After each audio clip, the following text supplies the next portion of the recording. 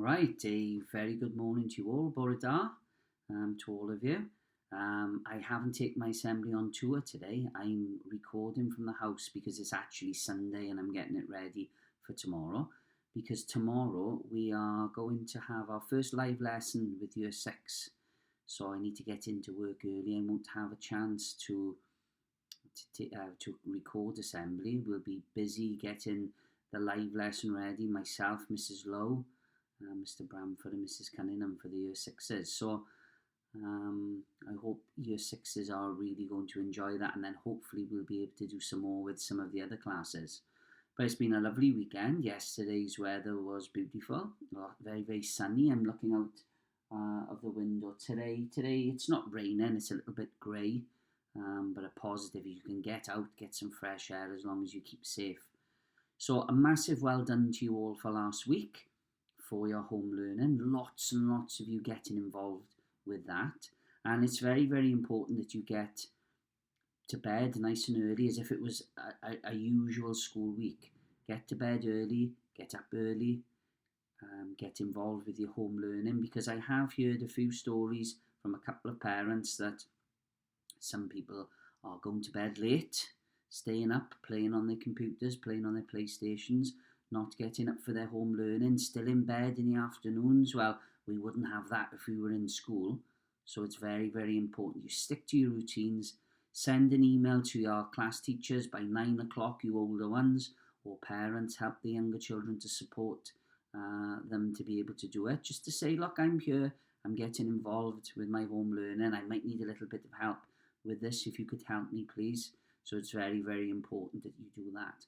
Also, starting today are some extra educational programs on BBC. So if you are struggling with a device, you can get onto your television today, watch some history programs, some maths. I think they've even got celebrity supply teachers on there. I think there's exercise to do.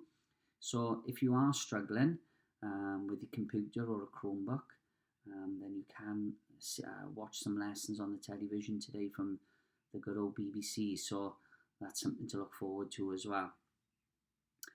This week, again, lots of home learning tasks sent home for you to undertake. You've got your reading buddies, you've got your My Maths, there's Joe Wicks is starting some new exercise programs. So lots going on for you to be able to do in the house. No reason for anybody to be bored at all. So we start another week of assemblies, and I hope you enjoy them. And today's assembly is about taking advice and giving advice. And some people are good at giving advice. Some people are not so good at listening to advice. And when we get advice, we can make a choice whether we listen to it or not. Advice usually from our teachers or from our parents or from members of our family is usually good advice. But sometimes you do get bad advice, and knowing when not to listen to advice is also good. For example, if one of your friends tells you to do something wrong, which you know it's wrong, then you don't have to take their advice. You can tell them, no, I'm not going to do that. I'm going to do things the right way. And we'll hear a story this morning about an animal who was very good at giving advice and perhaps not so good at taking advice. But I hope you enjoy it. Barn Owl lived high in the hayloft of Farmer Megson's farm. He shared the barn with Plodder, the farmer's old Shire horse, who had retired from work years ago.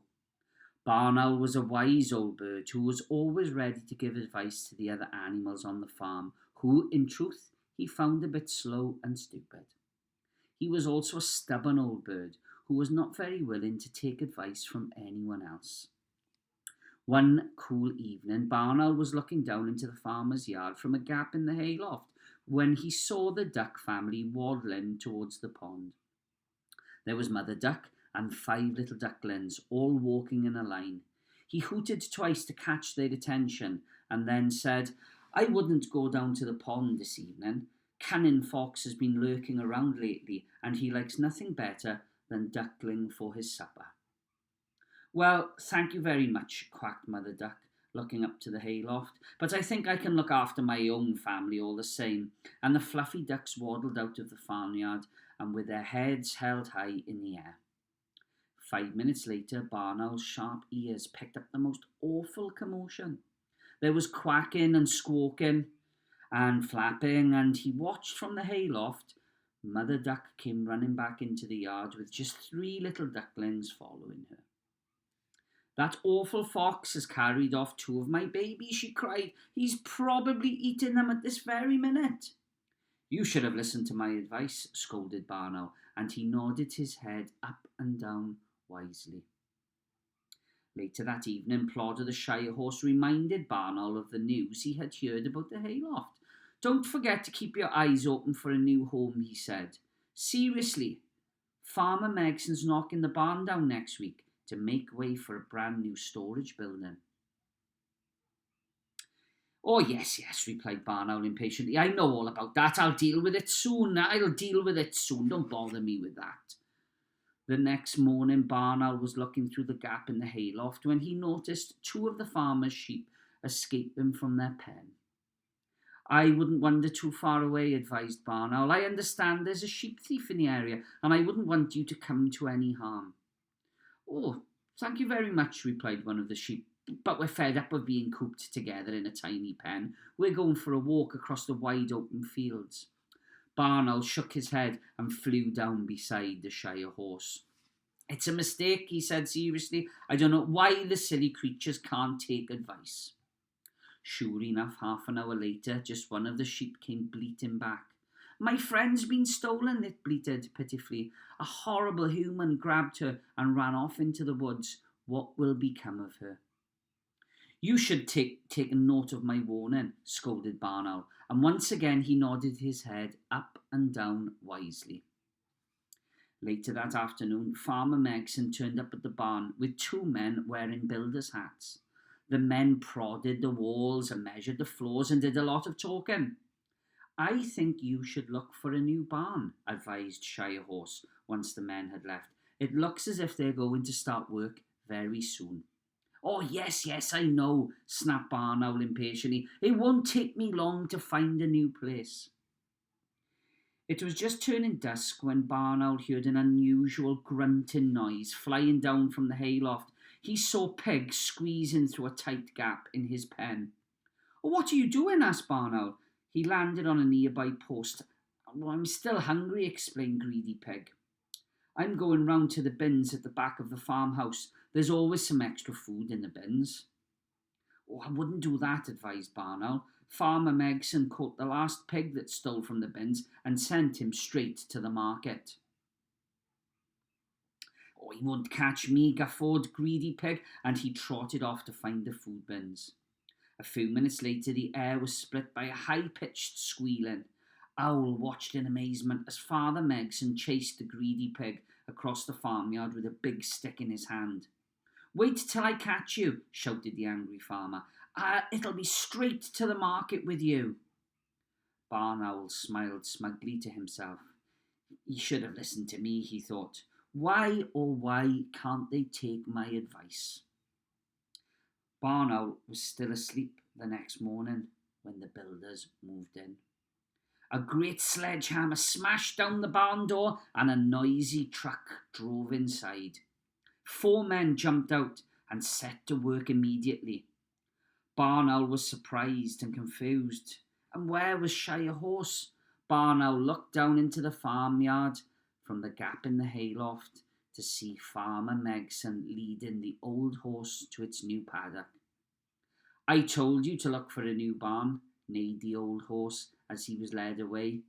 "You're so good at giving advice, yet you're hopeless at taking it." Barn Owl nodded his head up and down as a cloud of dust filled the hayloft and the walls began to crumble. Well, he was good at giving advice. People didn't always listen to that advice, and he certainly didn't listen to the advice of Plodder the Shire Horse.